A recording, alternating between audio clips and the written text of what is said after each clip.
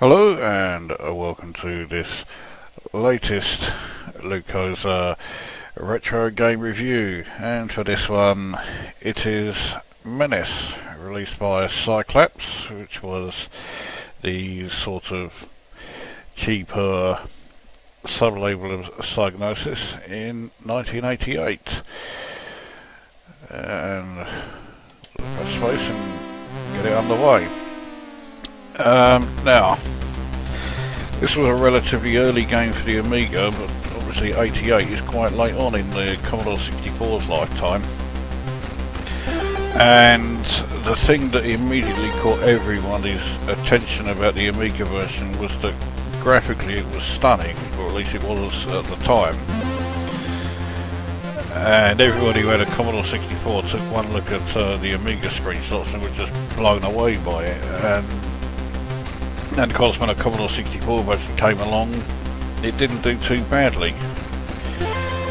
But of course, you had to keep your expectations a bit more realistic. Now, the title screen is fairly bland, but the music is a pretty good rendition of the original Amiga version. The music is by David Whittaker. I don't know if he did the Amiga version of Menace, but of course he then went on to do the soundtrack to Shadow and Beast, which is probably his most well-known work. And to be fair, the music along with the graphics are the two things that are great about that particular Amiga game. And some might argue that's also the case with Menace. Anyway, let's get a game underway. This is just showing you what the various power-ups do. Actually getting power-ups is a lot easier said than done. Anyway, we start at the Sea of Commodore, and unfortunately what we get next is the multi-loader kicking in. So yes, it is another multi-loader game. There doesn't seem to be anything we can do to avoid it, but there you go. Now, when it starts, I mean, you get that screenshot, which, okay, apart from it being somewhat monochromatic, is not a bad Commodore 64 copy of the Amiga version. It doesn't have any of the animation in the from the Amiga version, but then the animation in the Amiga one wasn't that great anyway, so you're not really missing out too much there. So here we go with the game. As you can see, it's your fairly standard horizontal shoot 'em up, and like so many shoot 'em ups, I'm really not that great at it. You do only get one life, but you have this shield, which means you can take quite a number of hits actually, and it means that even someone as crap at shoot-em-ups as I am should be able to reach the end of level boss, although beating it is another matter. But I mean, in terms of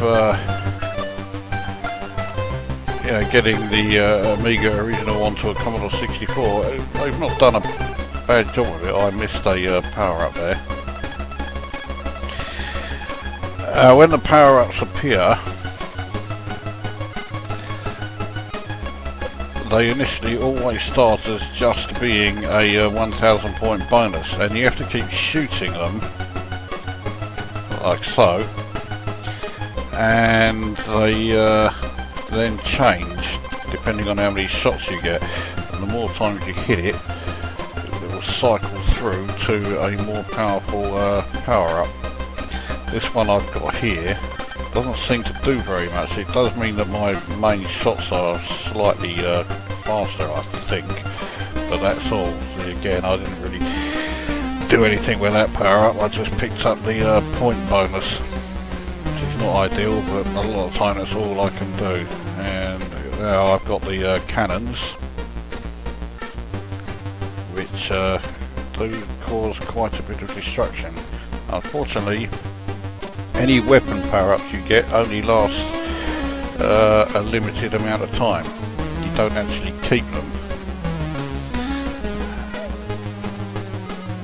And a lot of the time, as I am about to illustrate, it means that by the time you reach a stage where they would be really useful, they run out.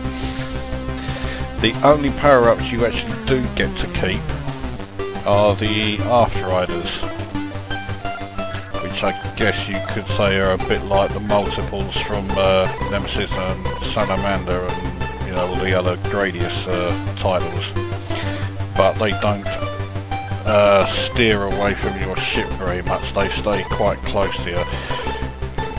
Again, all I got there was the point bonus. But, I mean, in terms of speed, it is quite quick. It runs quite smoothly. The waves appear pretty much exactly as they did in the Amiga version. The backgrounds may look a little disappointing because they are, you know, so few colours. Well, I did pick up an extra weapon there. Here's the boss. You have to keep shooting him in the eye. And the Amiga version, he was quite easy. On the Commodore 64 version, doesn't seem to be the case, although I have arrived with a reasonable amount of shields, so hopefully I can get somewhere.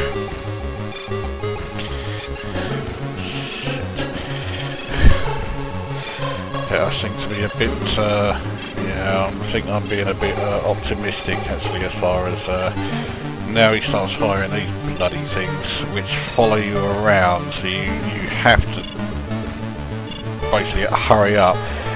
There's not really much point in trying to avoid them because it is so difficult, so I just stick around and, well, try and shoot them, which you can't do, and just keep firing away at him, hoping that I will eventually get him.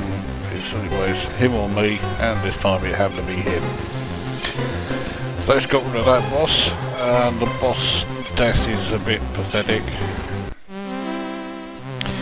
We now move on to the Vanguard Warzone, and I'll confess now, this is the first time I've ever done this on the Commodore 64 version.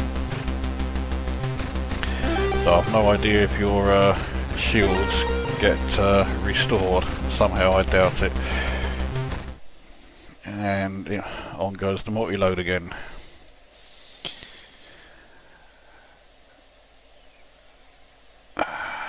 Sometime today would be nice. I do find multi-loads in shoot-'em-ups in particular extremely intrusive, especially when they take a while like this does. Yeah, my shield is still like pathetically low, so I'm not going to last 2 seconds here. I'm fairly sure that the game Blood Money that came along a couple of years after this was a sequel to Menace. Although, that's me dead. Yeah, there we go.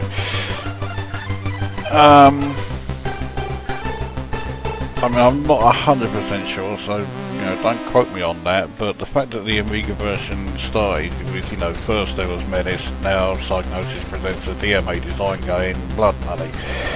It does make me think that, yeah, it is a sequel to this. I actually prefer this to Menace. There we go, I got top score. It's the first time I've ever done that. But yeah, I think Menace is a better game than Blood Money. I didn't have the Commodore 64 version, as I say, I had it on the Amiga, and it was one of the first games I got on the Amiga, and at the time I was blown away by it, but then also at the time I used to play shoot-'em-ups almost religiously, so I was also a lot better at it than I am now.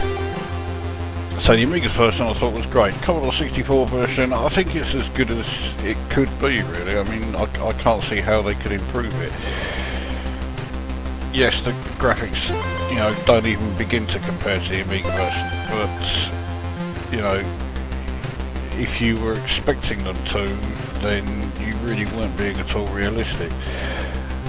And with that in mind, I actually think the C64 graphics aren't too bad. So they are quite faithful reproductions of the Amiga one. The waves all come along in exactly the same way that the Amiga version does. The bosses look a bit pathetic, but you can't have everything. Of course the speech from the Amiga version isn't here, but that again was being unrealistic to expect that. And no sound effects either. Again, you know, yes, for the Amiga you would expect it. Commodore 64, no. Chances are you can probably alternate between music and sound effects. I don't know how, and I don't mind the music, as I say. So what do I rate it? I dare say hardcore shoot 'em up fans will think that there are much better out there. As always, Salamis will probably be the place to look for better shoot 'em ups. But it's not too bad. I'll give it 7.5. So there you go. There's Menace. And that therefore brings this video to an end. And we'll see you at the next one.